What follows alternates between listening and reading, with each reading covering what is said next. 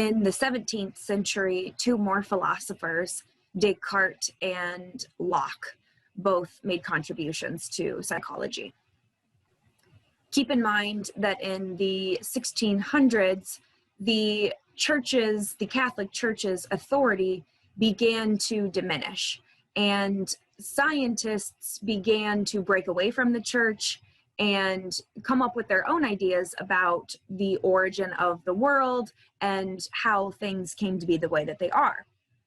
At this time, there was also a spirit of mechanism. Mechanists said that humans operate very much like complex machines. And individuals like Hobbes, Harvey, Descartes, Newton, they tried to describe humans like machines in mechanical terms. Not only were philosophers and scientists thinking about the world in terms of machines, but the public, the general public, was also very much interested in likening things to machines. Why? Because machines and some of the inventions that you use every day were beginning to be invented 1500s, 1600s, 1700s. René Descartes, it's probably a name you've heard before. It's pronounced Descartes. He was a French philosopher and mathematician. He was raised in the church by fairly strict parents. By the time he reached age 18, his curiosity about the world led him to leave the church and begin to study the world from his own perspective. Interestingly, he spent his entire life afraid of retribution from the church. He was afraid that they would try to make him look bad, hurt his reputation, say things about his family members. So he did not publish his work until after his death. He had other people publish his work so that the church could not come after him. Keep in mind, too, that in the 1620s, at about the time that Descartes was active and publishing his work, Galileo Galilei and Sir Isaac Newton were also perfecting their theories. All three of these individuals relied on philosophy, math, and science to develop their ideas. Descartes promoted what we call dualism, this idea that the mind interacts with the body. He's also known for modeling.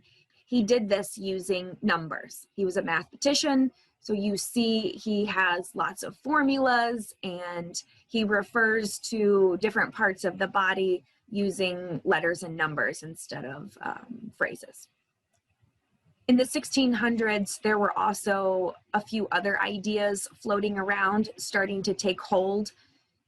Descartes had a role in popularizing rationalism and nativism. Rationalists said knowledge develops from reason and logic. Plato and Socrates were fans of the more rationalistic approach. Remember, empiricists say knowledge develops from experience. Rationalists believed knowledge comes from thinking about information and learning in that way.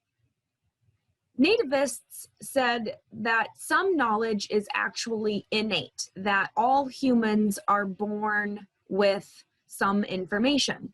Plato was also a supporter of this idea. Descartes had some interesting ideas about the human mind and behaviors. He was wrong about some of these ideas, but he was one of the first individuals to promote these ideas. That is why he ends up in our psychology textbook. Descartes believed that humans have minds and animals do not. He was not talking about the brain, he was talking about the abstract mind, what we call psychology today. Descartes suggested that humans can control their reflexes while animals cannot. And one of his most interesting ideas is the idea of animal spirits.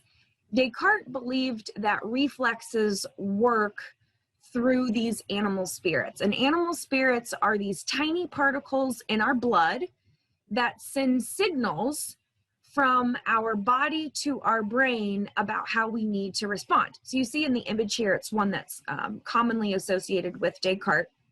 In order for the human to understand that the hot fire is hot, these animal spirits have to travel throughout our body to send those signals.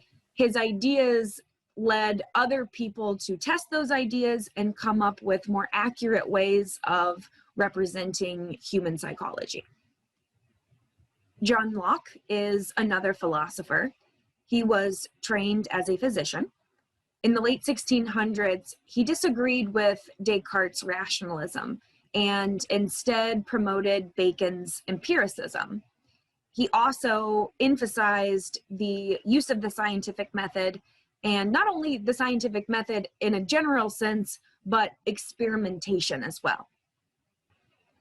One of John Locke's most long-lasting ideas in the field of psychology is his idea that all humans are born as blank slates, that humans learn what they learn through experience, their environment, their interactions with other people. Locke attempted to describe the structure of the mind. He said that ideas are the basic elements of the mind, and these ideas come from our interaction with our environment, from sensation, perception, and also from reflection, from thinking about the different things that we experience in our environment. He did acknowledge, however, that the fear of pain and the loss of pleasure were two types of knowledge that all humans understand at birth. So although he said we were blank slates except for these two things. Locke is also well known for promoting associationist ideas. This perspective suggests that the active mind is operating by forming associations between the things that we're experiencing in our life. The temperature, the lighting, the intensity of the sound, but also in terms of timing. One of the greatest contributions of Locke's work has to do with his educational philosophy. You will recognize some of these ideas because they are ideas that we still adhere to today.